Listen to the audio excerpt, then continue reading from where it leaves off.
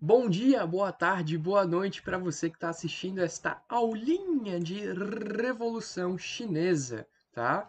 É um assunto muito legal, muito importante no que tange ao contexto de Guerra Fria, no que tange ao avanço socialista na Ásia, né, e no mundo de maneira geral, com essa ascensão da União das Repúblicas Socialistas Soviéticas, né? Depois do experimento russo, a gente vai ter a propagação desse movimento marxista, né? Que vai chegar então na China. Mas como que aconteceu, né, a chegada desses ideais? Como que aconteceu essa revolução?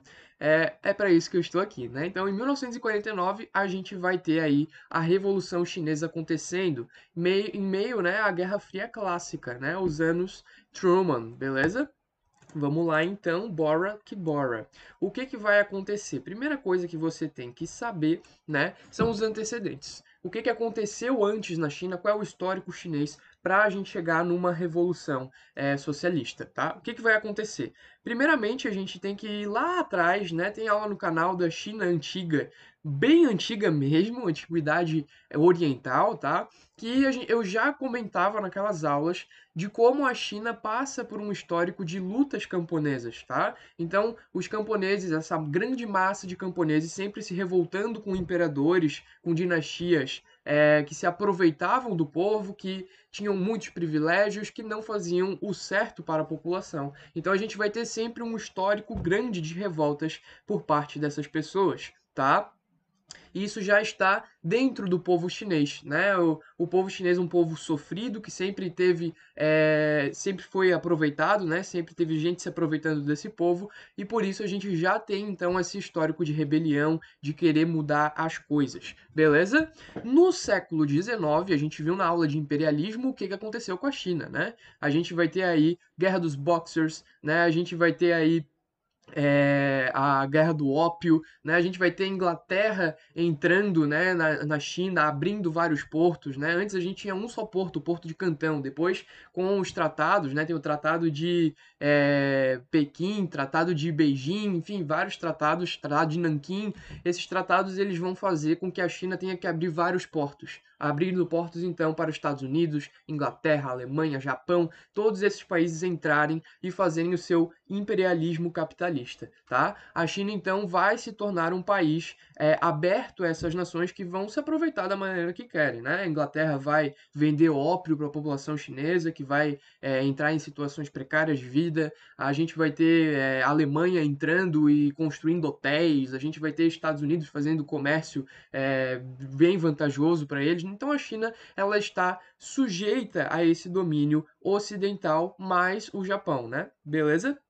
Então a gente vai ter na China já essa situação vinda do século XIX. No século XX a gente tinha a dinastia Manchu e a dinastia Manchu estava tranquila, não fazia nada, né? Então até a gente vai ter a Guerra dos Boxers, por exemplo, que eram pessoas que acusavam a dinastia Manchu de compactuarem com esse imperialismo ocidental, certo? A gente vai ter então essa dinastia Manchu perdendo prestígio e a gente vai ter um grupo que vai derrubar esse movimento, né? Vai derrubar a dinastia Manchu e esse movimento então republicano surgiria.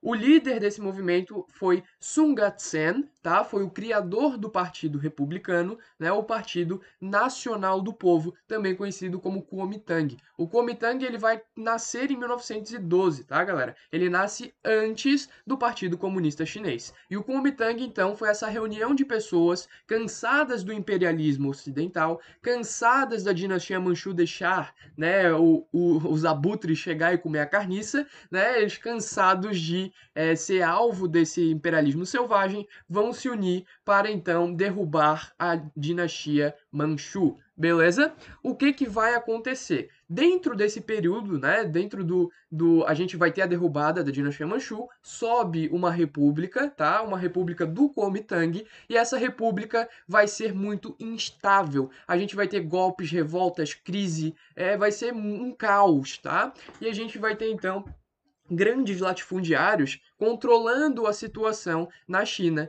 Meio que não mudou muita coisa, tá? A elite continuou controlando tudo. Tanto que no meio desses golpes, dessas revoltas, num estado permanente de guerra, né? Um estado permanente de instabilidade, esses grandes latifundiários que controlavam o cenário político e econômico eram conhecidos como senhores da guerra. Tá? Então, já ressaltando como esse período é de instabilidades, beleza? Dentro desse período de instabilidades, vai crescer um novo partido. Um partido que é mobilizado pelo povo, um povo cada vez mais consciente do que está acontecendo na China, cada vez mais consciente de como os países ocidentais usam a China para interesse próprio, né? Usam a China para capturar, seja os produtos, né, primários, usufruindo ali, ou seja mesmo vendendo seus produtos, né, vendendo ópio, que é uma droga pesada, né, para os cidadãos chineses. Então a gente vai ter esse partido surgindo, né, pautado nas ideias marxistas, pautado nas ideias socialistas, né, onde eles queriam fazer uma mudança na China, uma mudança trazendo igualdade social, né, talvez aí fazendo uma reforma agrária. Então vai nascer em 1921 o Partido Comunista Chinês, o PCC. Beleza?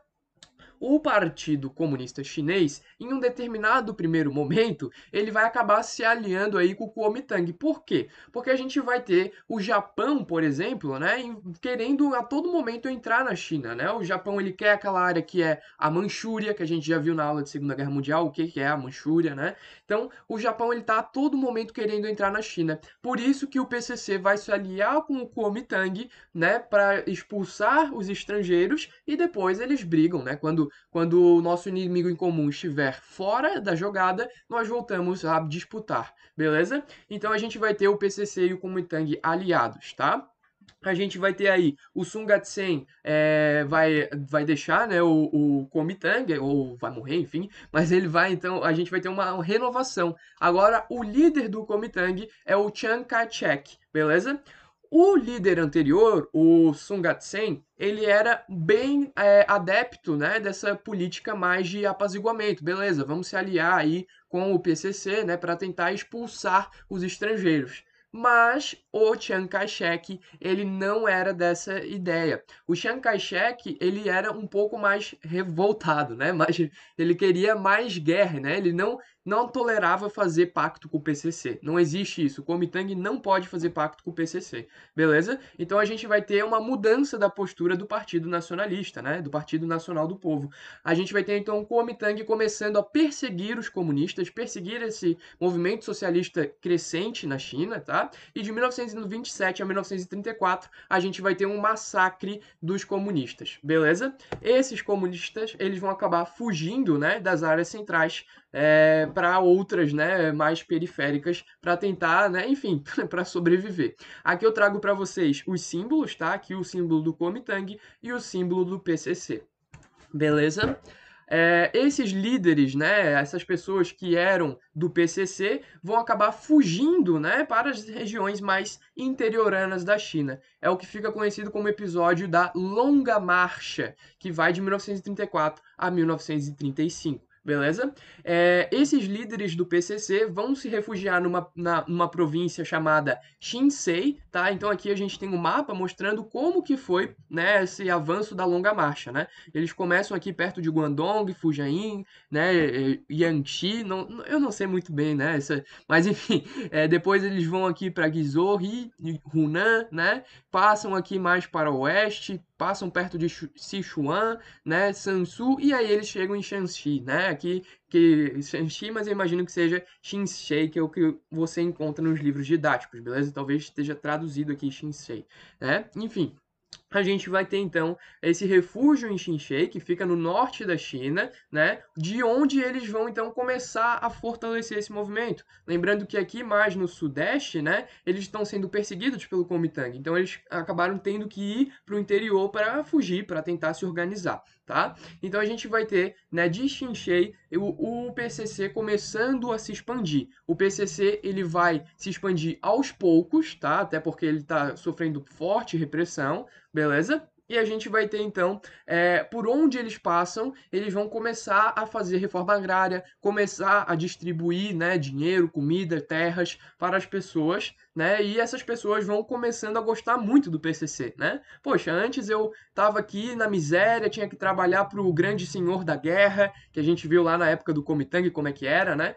E agora não, pô, agora o bicho tá me dando terra, tá me dando financiamento, pô, tranquilão, né? Aí sim, pô, agora eu vou poder me desenvolver. Então a gente vai ter um aumento da popularidade do PCC. Beleza?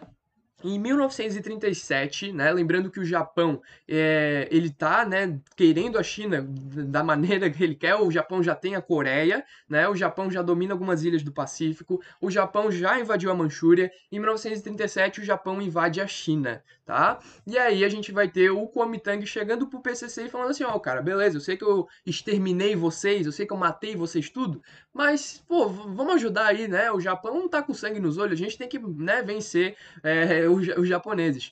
E aí a gente vai ter uma aliança do PCC temporária com o Kuomintang de Chiang Kai-shek. Tá? O mesmo Chiang Kai-shek que outrora havia mandado exterminar os próprios comunistas, beleza? Então a gente vai ter uma vitória dos aliados, né? O Japão invade a China, mas com a entrada dos Estados Unidos na guerra vai acabar tendo um desequilíbrio, né? E a gente vai ter então uma vitória por parte dos aliados. A China lutou ao lado, né, dos aliados na Segunda Guerra Mundial. Beleza? O que vai acontecer? Vitória, expulsamos os japoneses, agora nós vamos voltar a batalhar. E a gente vai ter então a volta das disputas entre o Kuomintang e o PCC. Aqui eu trago algumas imagens para vocês, tá? Aqui os soldados chineses, né, preparados para o combate contra o Japão, e aqui líderes do PCC fazendo então a grande marcha, beleza? Quer saber como que terminou essa situação? Como que aconteceu de fato a Revolução Chinesa? Te vejo no próximo episódio.